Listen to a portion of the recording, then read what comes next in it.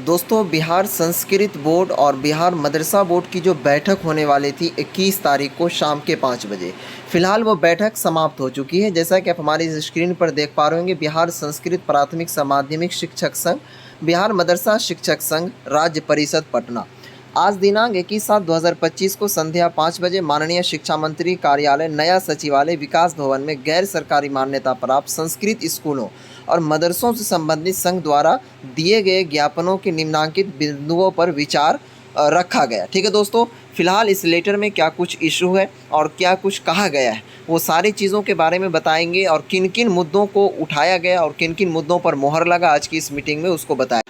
अब तमाम साथियों से मैं रिक्वेस्ट करूंगा, अगर चैनल पर पहली बार है तो चैनल को भी सब्सक्राइब ज़रूर कर लीजिएगा, क्योंकि दोस्तों आपको मदरसा बोर्ड की और संस्कृत बोर्ड की पल पल की खबरें और अपडेट दे रहा हूं।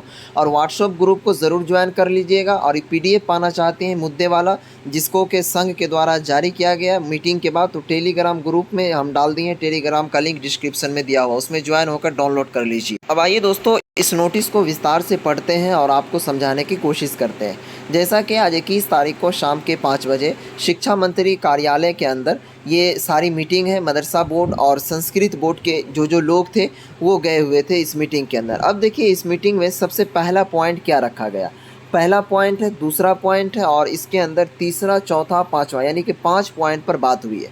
सबसे पहली जो पॉइंट है वो ये है कि गैर सरकारी संस्कृत स्कूल और मदरसों में वर्ष 2013 के पूर्व, यानी कि वर्ष 2013 से पहले नियुक्त एवं कार्यरत रहे शिक्षकों एवं अन्य कर्मियों का वर्ष 1990 से लेकर 2015 के बीच का बकाया वेतन एवं महंगाई भत्ता की अदायगी एवं विकल्प संख्या 237 दिनांक 20/2/1990 के आलोक में झारखंड सरकार की तरह पेंशन उपादान की स्वीकृति तथा 2013 के बाद नियुक्त हुए कार्यरत शिक्षकों का बकाया वार्षिक वेतन वृद्धि एवं तदनुसार महंगाई भत्ता की अंतर राशि का बकाया भुगतान करने के संबंध में पहला पॉइंट।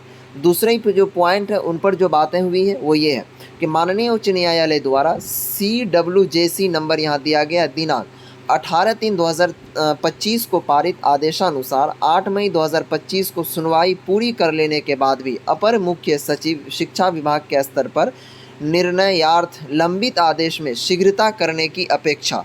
ठीक है। उसके बाद दोस्तों नंबर 3 पॉइंट जो है तीसरा, वो ये है कि प्री ऑडिट सेल को भंग कर जिला लेखा से पूर्व की भांति सेवा पुस्त एवं वेतन निर्धारण का सत्यापन कराने की आवश्यकता। ठीक है। नंबर 4 पॉइंट में जो बातें हुई है कि बिहार राज्य मदरसा शिक्षा बोर्ड एवं संस्कृत शिक्षा बोर्ड को मान्यता प्राप्त मदरसों एवं संस्कृत स्कूलों में शिक्षकों के रिक्त पदों पर छात्रों के पठन पाठन के हित में शीघ्र नियुक्ति करने के लिए सम्यक निर्देश देने। पांचवा जो पॉइंट है इस पर बातें हुई है, 1646 एवं 339 मान्यता प्राप्त मदरसों को अनुदान की श्रेणी में लाने तथा 300 संस्कृत स्कूलों को वित्त सहित मान्यता देकर शिक्षा विभाग द्वारा फिर 3 महीना के बाद ही निरस्त कर देने के औचित्य की जांच। ठीक है। अब दोस्तों देखिए, इसमें मदरसों को मंजूरी, संस्कृत स्कूलों को मंजूरी, शिक्षकों के पेमेंट, उसके बाद मदरसा में बहाली और संस्कृत विद्यालय में बहाली को लेकर भी इसके अंदर चर्चाएं हुई। अब देखिए उस चर्चा में क्या क्या बातें हुई है, अब समझिए। यहाँ पर कहता है कि संस्कृत स्कूल और मदरसा के शिक्षकों का 23 जुलाई को प्रस्तावित मौन प्रदर्शन स्थगित, यानी ये भी 21 तारीख को आज ही जारी किया गया नोटिस है, वो प्रेस कॉन्फ्रेंस होने के बाद 23 तारीख को जितने भी संस्कृत विद्यालय और मदरसा विद्यालय के जो शिक्षक थे वो मौन प्रदर्शन करने वाले थे विधानमंडल के आगे। ठीक है। तो कहता है कि दोनों संघ के प्रतिनिधिमंडल द्वारा आज 5 बजे माननीय शिक्षा मंत्री के आप सचिव को संघ द्वारा दिए गए ज्ञापनों के 5 महत्वपूर्ण बिंदुओं से अवगत कराया गया, जो कि बिंदु आपको हमने नीचे बताया।